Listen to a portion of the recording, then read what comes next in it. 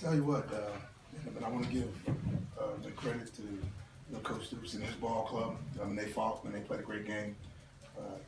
Our kids played a little better, and that's what it came down to tonight.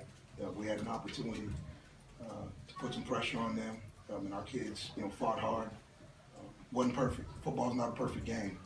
What you try to do is make sure that you can minimize the mistakes, and we had a fair amount, but I thought our kids were resilient. They did a great job of fighting back, fighting through some adversity, and we found ourselves and down the stretch with an opportunity to win.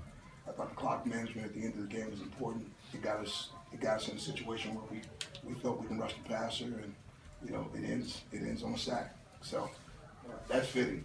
That's fitting for this football team. When I looked at the stats, I was not excited about how many yards we gave up in the run game. Just not excited about it. But these guys had the same game plan as Middle Tennessee.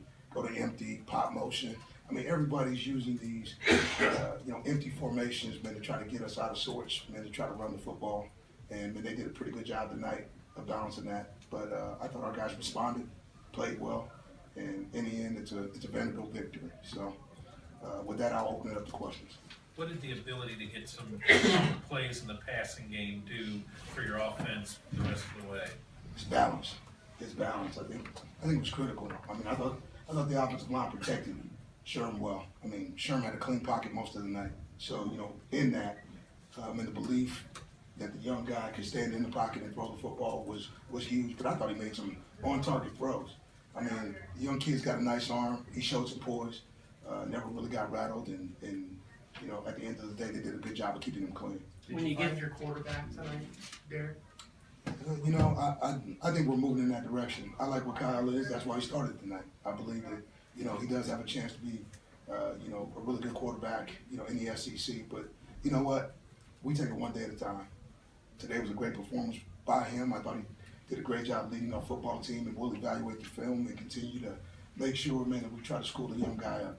What do you think it did for the confidence when you get the fumble early on, next play, offensive scores, to actually turn that into points?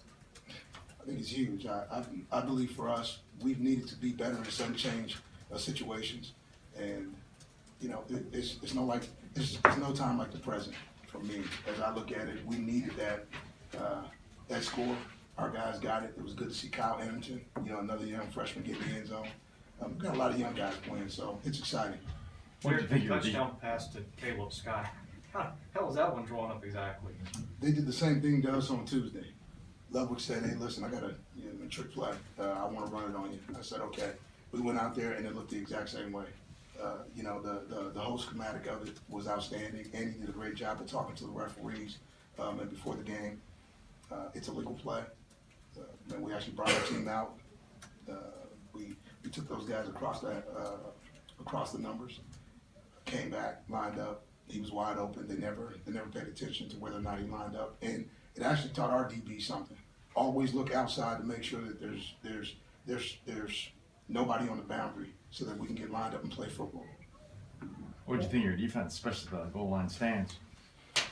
Hey man, those guys have been great all year long. But just being able to try to stand up and anchor down, that's who we are.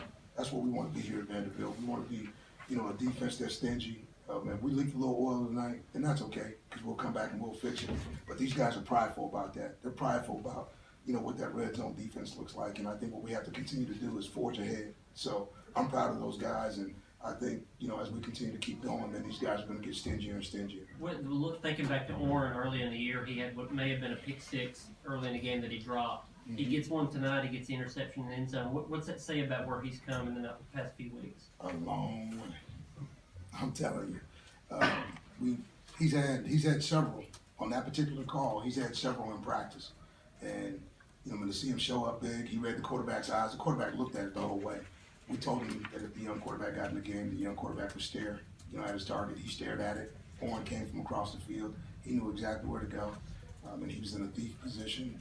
He stole it, and at the end of the day, it wound up in the end zone. So that's great for Orrin. I'm glad that he's finally got the monkey off his back, because I'm tired of watching those picks in practice. We need one in the game. Did you feel like your team showed maturity down the stretch, being able to bleed the clock out without throwing the ball and just hold on to it? I think those guys are taking it upon themselves a little bit. You have some senior leadership out there with, Pulley and Jake Bernstein.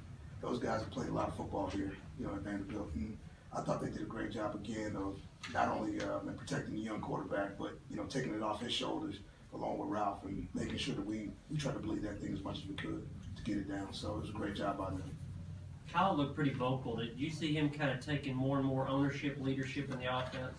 I do, but that's just his personality.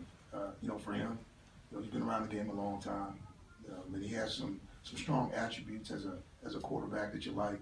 But really, he's still, a young quarterback in this league who's just started his second game. So, with that, he's just got to continue to, press on just like everybody else. It's just like me when I wake up tomorrow morning. I'm pressing towards the next game, and there's a lot of work to be done. So we'll fill in the gaps. We'll get the young guy ready to go, and let's see what happens. Coach, talk about the fourth quarter. How 21-17 going that fourth quarter. That's how the game is. Talk about your team, the mindset to finish this game. Well, we talked about it in practice a lot. When you have young guys don't know how to finish, but that's part of what waking up every day. 6 o'clock in the morning does for these guys. You learn how to be an adult. You learn how to put your feet on the ground, put on your pants one leg at a time, and then get up and go to work. And for us, it was about learning how to finish. Finish the work day.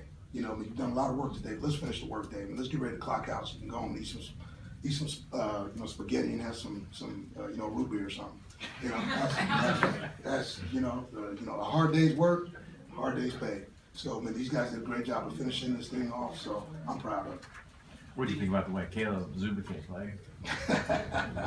Listen, that dude, he's been telling me, he said, Coach, I'm getting there. He's been a work in progress. He started slow, but he's come on strong. And I think, since his injury and having to, sit out and see this team grind without him, he's come back, full board, just wanted to make amends because he felt like he let this group down a little bit when he was out. They missed that guy. That guy's played a lot of games. He's played a lot of good football, and Caleb Zubike is a huge part of what we do up front. So I'm just glad to see all those guys starting to take some ownership, but especially Caleb. Just chalk it up to a bad day for Sims in the return game, or you need to look at that going forward? You know what? We've got to get him to be confident, in what he's doing. Everybody, a guy like Sims wants to make a play, and we need him to make plays. He's too good a football player not to make plays. I'm never going to get down on Darius Sims, because Darius Sims gets down on himself. I want to see that young man with the ball in his hands. We're going to give him every opportunity to get back out there and play football. Because like I said, he's a dynamic player in my mind who we have to find a way to continue to feature because he's different. One more. Thanks, Max. You got it. Thanks, Chair.